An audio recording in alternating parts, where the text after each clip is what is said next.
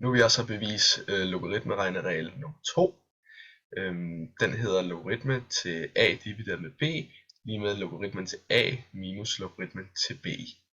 Det vi så skal bevise er, at det herovre er det samme som det andet over på den anden side af lighedstegnet, og den anden vej rundt selvfølgelig. Det første vi vil gøre, det er at lægge a log b til på begge sider, så den derved hedder log a divideret med b plus log b lige med log a minus log b plus log b. Det den så kommer til at hedde nu er naturligvis log